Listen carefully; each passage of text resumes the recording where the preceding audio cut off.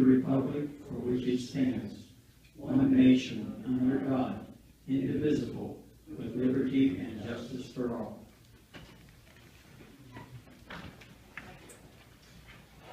Is there any additions or deletions to this agenda? No, sir. Is there a motion to approve the minutes from the last public business meeting? Second, all in favor? Aye.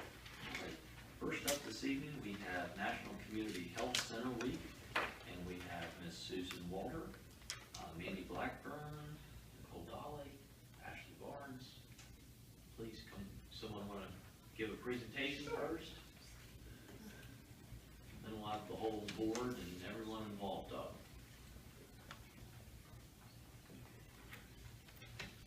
Hello, I'm Mandy Blackburn. Susan couldn't be with us this evening, but I'm the site manager at Tri-State Community Health Center, Cumberland Primary Care Office. First of all, I'd like to thank you for allowing us to be here this evening and for declaring the week of August 12th as National Health Center Week. There's information from our website in your packets. I would also like to thank Nancy Forlifer and Romani Pillai, two of our board members, for being here this evening. Nicole Dolly, charge nurse, and Ashley Barnes, case manager from our Women's Health Office, will now give a brief presentation on how Tri-State manages substance abuse and community resources. Hi, good evening. My name is Nicole Dolly. I'm the charge nurse over at Tri-State Women's Health. Ashley Barnes is the case manager, so she meets with all patients at intake whenever they come in for prenatal care, and she does a 4-piece assessment, so she's going to explain a little bit about what she does at Tri-State.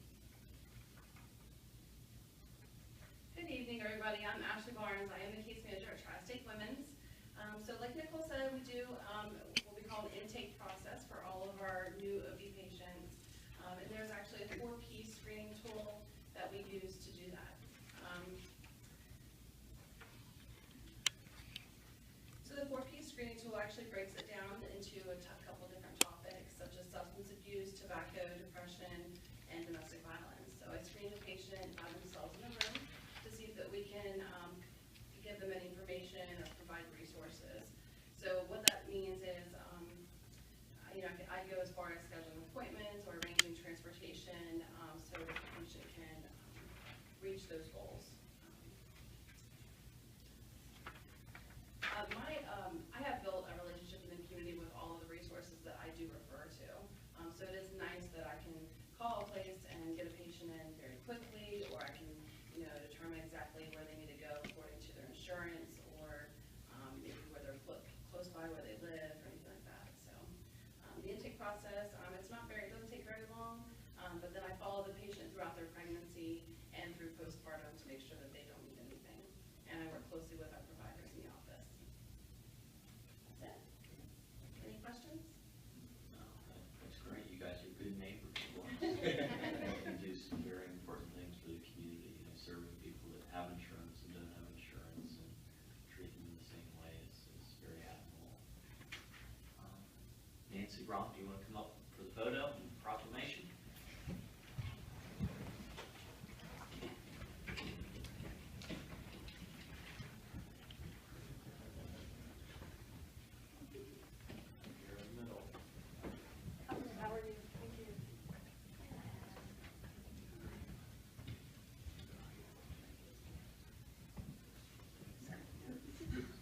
Proclamation from the Allegany County Commissioners for August 12th through 19th, and it reads: Community Health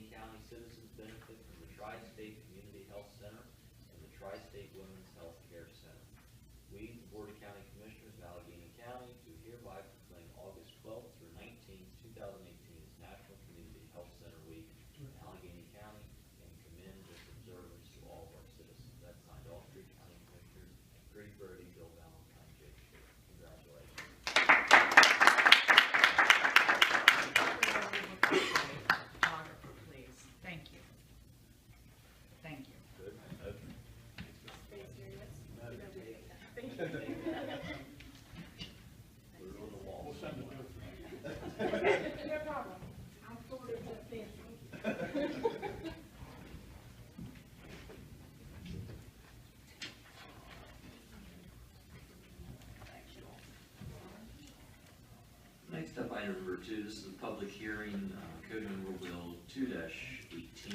This is an amendment to borrowing procedures and purposes in Vale Sanitary, and there's an amendment on that. Mr. Rudd. Yes, this was introduced a couple weeks ago. I was not here. And this is to basically update some of the provisions in the Vale Sanitary District as far as their ability to borrow. One of the things that has been added, the most important thing, well, not most, the first important thing, is the ability to use borrowing for capital improvements as well as not just retiring debt. In addition, basically over the years, with the ad valorem and front footage tax, they built up a balance. They've been unable to use it for anything other than debt. There's obviously capital projects they could use that for, which would eliminate the necessity for any additional borrowing. I think there's a specific project that's been undertaken this summer that could be paid for from these funds, so it expands that. There's also been a request for an amendment, which I'm sure the people from the commission will mention, which is to increase the ability of the, first of all, right now, when the Sanitary Commission borrows over $50,000, the county does it. It's on the full faith and credit of the county. What's being proposed is to update that percentage for that amount from 50,000 to 250. That amount was done in the 40s or 50s when the Sanitary Commission was set up.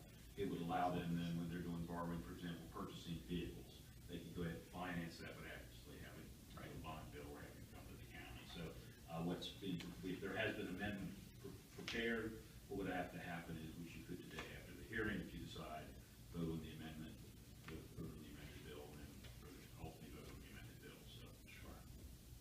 All right. This is a public hearing. Is there any public comment on that? you do have representatives of the Sanitary Commission here, so you can speak. Hey, Steve, anyone, please?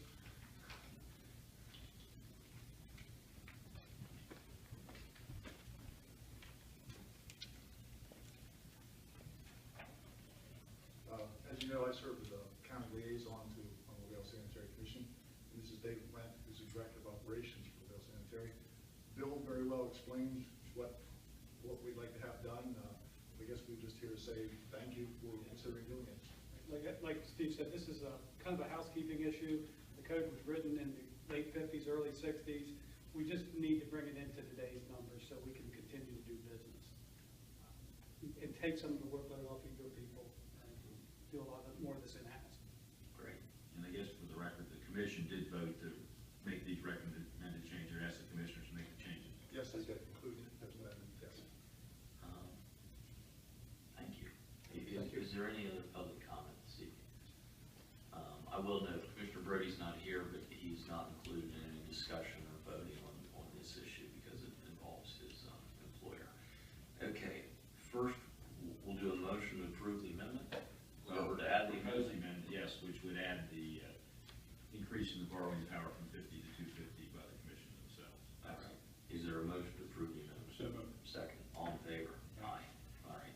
And then can we take action on the bill? Yes, you take action on the bill as amended. Okay. The bill as amended. Is there a motion? So moved. Second. All in favor? Aye. Okay. That one's done. Moving to our action agenda, this is Code Home Rule Bill 3-18. This is the Residential Development Incentive Program. Mr. Butler. Commissioners, you have before you tonight Code Home Rule Bill 3-18. This provides various amendments to the Residential Development Incentive Program, also known as REDSA. We have been working with the city of Frostburg, and actually, very interestingly enough, that over my very short tenure here, we now have potentially 2 projects that would cover and be eligible for REDSAs.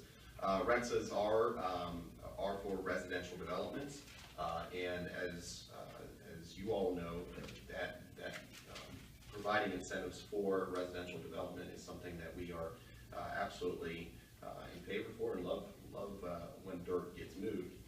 Some of the amendments include providing 2 alternatives as it relates for the duration of a REDSA, one of which is to be applied at a continuous 10-year period, but commencing after the issuance of an occupancy permit Tying that to a occupancy permit allows for, essentially that extra collection as it relates to a developer's investment into public infrastructure, and really provides, the rest of the amendments are quite, to the current local law, are really just putting things in line with Frostburg, because they are a partner in these two potential rentals.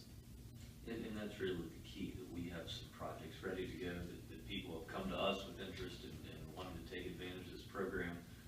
They wanted it updated, especially the piece of it wouldn't just be a 5 or 10 year window, but it would be an actual 10-year window from the first occupancy permit, the first house being constructed and completed. That's kind of when the timetable would start. So that's an important distinction in this one. Again, this is just an introduction. We'll end up having a public hearing at the next commissioner meeting. Great. Okay, that'll be on the agenda again. Item number 4 is to introduce the bill. To introduce it. Yeah. Okay. Is there a motion to introduce? So moved. 3-18. I'll second that. All in favor? Aye. Okay. Item number 4 is establishment of the Transit Task Force. Mr. Butler. Commissioners, item number 4 is the, as you stated, a establishment of a task force regarding transportation. I've been having a number of conversations with our partners at HRDC and the Western Maryland Health Systems, of course Nancy being here tonight, and quite frankly have had other discussions with folks who ride our public transit system, and also had conversations with businesses. They're all saying very, very similar things. HRDC and Western Maryland Health have been utilizing these services of our transit system, have been a partner in that. We have folks who ride our buses basically saying, look, the schedules are sometimes it's difficult to navigate. Is there a way to do it better? Businesses, we have right now the Cumberland Economic Development Corporation through their manufacturing roundtable have had discussions with employers and major employers in this area that said, is there something that we can do as it relates to transportation? Hunter Douglas, I sat down with Lisa McAdoo out there, and they at one point were even looking at a bus themselves to utilize. Most recently, I had a conversation with folks from Aspira. They are in the ABC building at Frostburg. Right now, the transit service there, the last bus that arrives in the morning for them is around 8 o'clock in the morning. They are hiring for a 12 noon shift.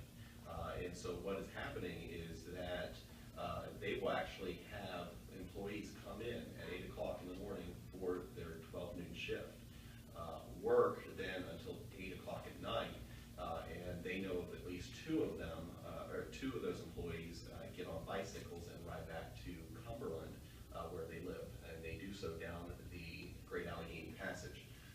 That's a story.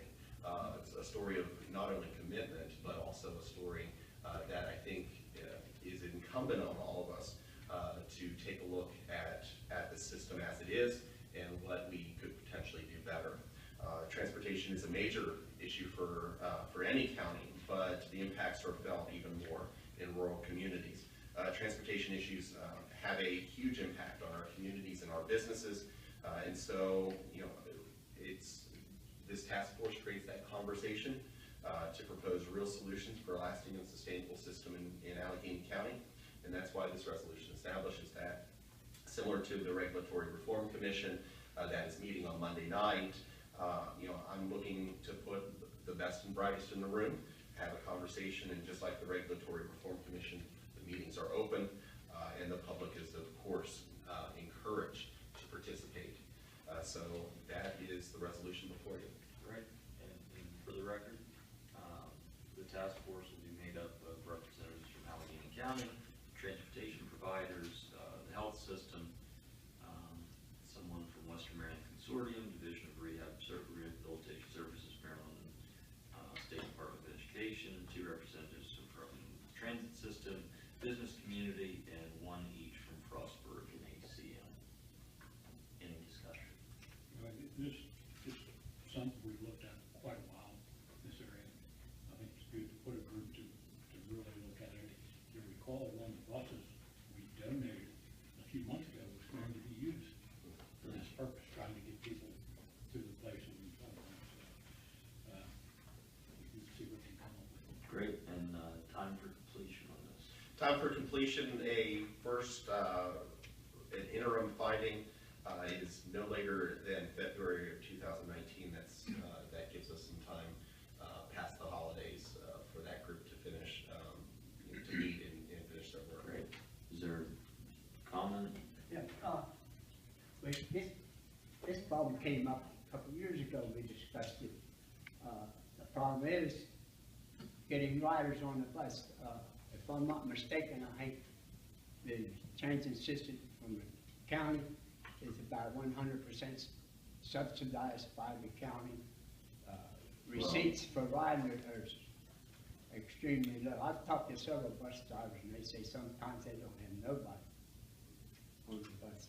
It just, I think people should know that people riding it is, you know, It is some stuff. we're paying Right. it for everything. It is, most of the funds are coming from the federal government, we got that. Well, it's all, no matter where it comes from, state, No, city. no, you're right.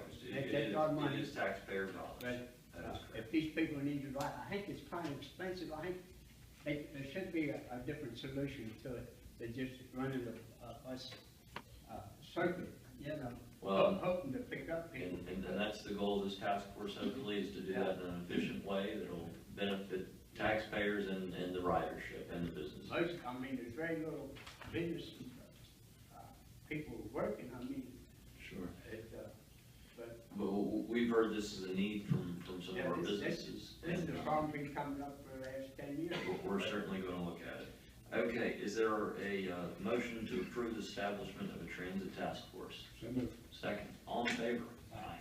Okay. Item number 5, this is a Correct Care Solutions agreement renewal with the Allegheny County Detention Center. Captain Cutter.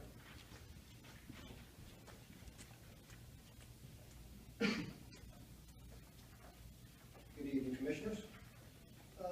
CCS, Correct Care Solutions, has been providing more than adequate health care to the incarcerates of the Allegany County Detention Center for over 20 years. We went out on RFP last time, just to give you a little background. We signed a 1-year contract with the option of 4 additional 1-year terms. We felt that gives us a little better ability to negotiate instead of setting 5 years instead. So that's what we did. We negotiated with them this year. We negotiated a 1% increase for the health care coverage at the Allegany County Detention Center. On the recommendation of the sheriff, we're asking the commissioners, they approve the agreement to allow CCS, Correct Care Solutions, to continue to provide medical care for the incarcerates of the Allegany County Detention for another year. Great. Any discussion? I think a 1% increase healthcare for anybody is a great deal these days. I'd make a motion to move forward with this. I'll second. All in favor? Aye. Thank you very much. Thank you, sir. All right. Item number 6 is a resolution to amend the Cumberland Area Transportation Improvement Program. Mr. Cole. Good evening, Commissioners. Yes, this is another one of those housekeeping activities that the Commissioners need to perform acting as the Metropolitan Planning Organization for Cumberland urbanized area. This is a City of Cumberland project that the amendment is placing the funding in the correct fiscal years that construction is to be taking place in. That's pretty much the gist of it. When it was put in place before, the actual fiscal years weren't certain yet. And because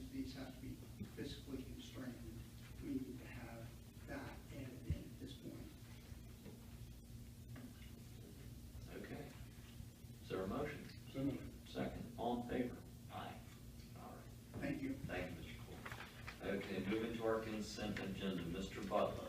Item number 7, Commissioners, is a resolution 18-23 making certain revisions to the rules and regulations governing employees of Allegany County. Item number 8 is permission for the utilization of grant funding to attend the 2018 Virginia Hazardous Materials Training Conference in Norfolk, Virginia.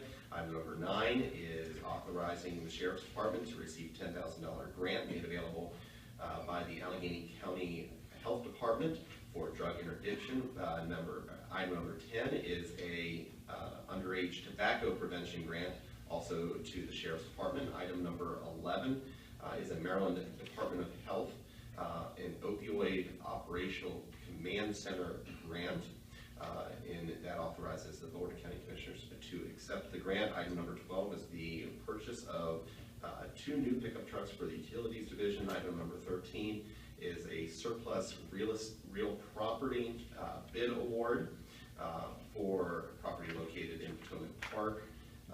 And item number 14 is an expenditure from the Community Promotions to the Allegany County Department of Social Services for their upcoming event. Great.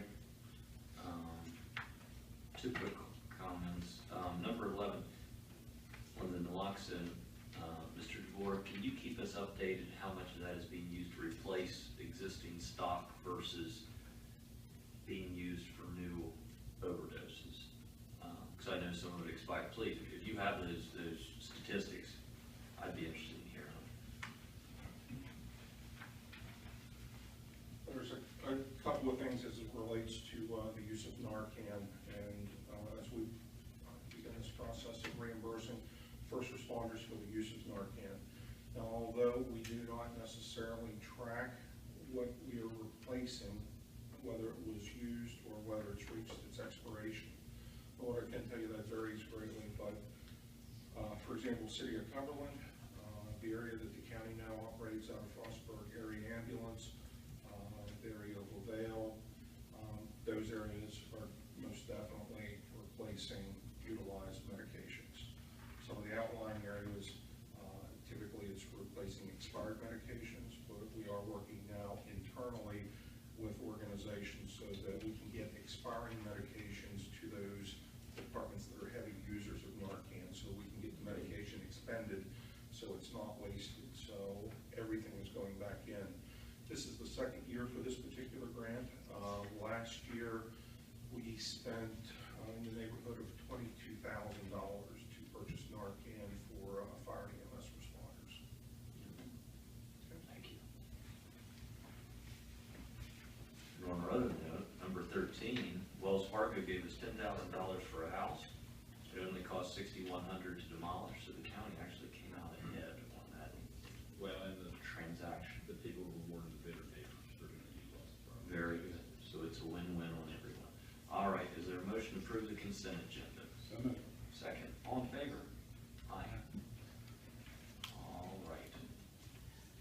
Mr. Rudd, I have nothing. Administrator Butler. I only have one quick item. So this will be the last meeting for one of our summer interns, Sam Vega. Will be going back to school, and she's going back to school sooner than Carter. So this is her last commissioner meeting. Oh, great.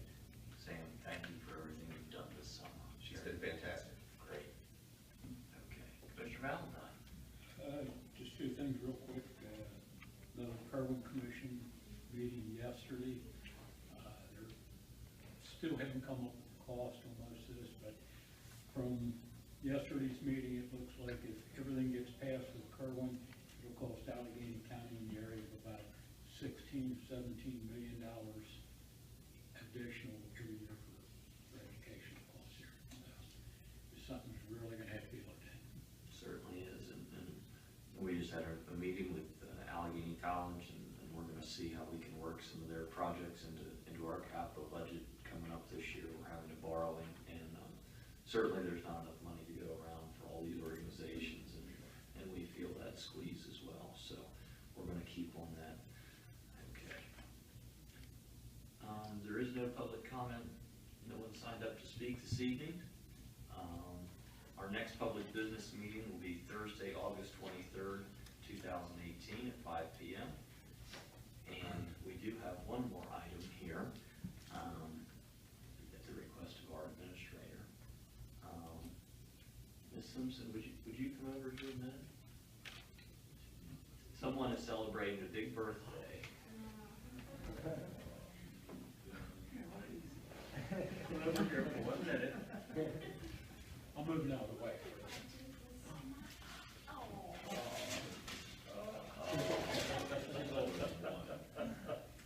It says she will be 1 year old.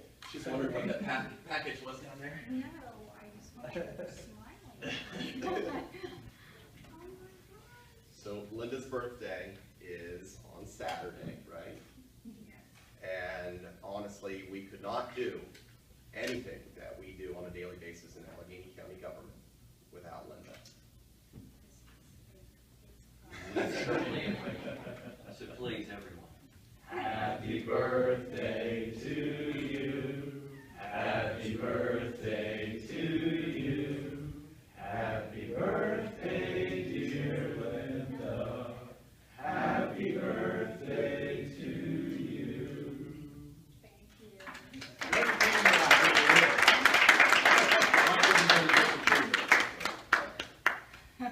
And 29 more. All right. With that, the meeting's adjourned. Have a good weekend. Get your place. Go ahead and teach me. And everyone is like.